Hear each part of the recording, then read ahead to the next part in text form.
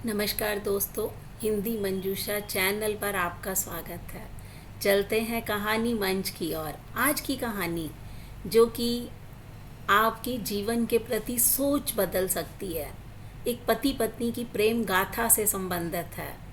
कहानी का शीर्षक है 32 साल का लंबा इंतज़ार। कहानी शुरू करती हूँ दोस्तों। क्या कभी ऐसा हो सकता है कि आप किसी के साथ 3 दशक से रह रहे हों, लेकिन उसे पहचानने में आपको महज कुछ दिनों की खामोशी की ज़रूरत पड़े? सुनीता, जिसके लिए यह सवाल महज एक विचार नहीं, उसकी ज़िंदगी का कड़वा सच है। पिछले कुछ दिनों से उसने अपने भीतर एक अजीब सी हलचल महसूस की है। एक ऐसा ज्वार जो 32 साल की शादीशुदा ज़िंदगी में कभी नहीं उठा था। उसने अपनी आंखें मूंद ली। यादों की फिल्म सुनीता के सामने चलने लगी। 32 साल पहले संदीप का हाथ थामकर सुनीता इस घर की दहलीज पर आई थी। उसकी आंखों में हजारों सपने थे। वह दौर अलग था जब लड़कियों को अपनी पसंद बताने का हक नहीं होता था। सपनों में किसी को देखना तो बहुत दूर की बात थी। माता पिता ने संदीप को चुना, सुनीता ने उन्हें अपना राजकुमार मान लिया। लेकिन हकीकत किसी पत्थर की तरह उसके कांच जैसे सपनों पर आ गिरी। संदीप बुरे इंसान तो नहीं थे, लेकिन एक आदर्श बेटे थे, एक जिम्मेदार पति थे, बच्चों के लिए दुनिया के सबसे अच्छे पिता भी थे। पर जो वो कभी नहीं बन पाए, वो थे सुनीता के दोस्त, सुनीता के प्रेमी। 32 सालों के लंबे सफ़र में शायद उन्होंने कभी 32 मिनट भी सुकून के साथ बैठकर बातें नहीं की थी। संदीप अपनी फाइलों, बिजनेस की उलझनों, दोस्तों की महफिलों में ऐसे खोए रहते थे कि उसके बगल में बैठी पत्नी एक साय से ज़्यादा कुछ नहीं रह गई थी। सुनीता प्यार के 2 मीठे बोल सुनने को तरसती थी। कभी कभी तो वह जानबूझकर नमक कम डाल देती, काम करने में देरी करती, इस उम्मीद से कि शायद संदीप गुस्सा ही करे, कम से कम उसे देखकर बात तो करे। पर संदीप तो जैसे किसी मिट्टी के बने हुए थे। फिर आया वो समय जिसने पूरी दुनिया की रफ्तार रोक दी, लॉकडाउन।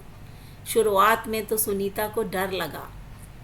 जो इंसान 32 साल में 32 मिनट साथ नहीं बैठा, वो अब 24 घंटे साथ रहेगा।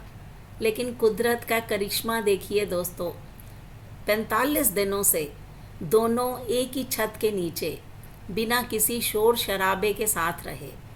बच्चे अपने काम में व्यस्त थे, घर में थे बस 2 पुराने राही, सुनीता और संदीप। धीरे धीरे दीवारें ढहने लगी, सुबह का नाश्ता होने लगा, दोपहर की खबरों पर चर्चा होने लगी, शाम को लूडो की बिसात पर हंसी के ठहाके गूंजने लगे।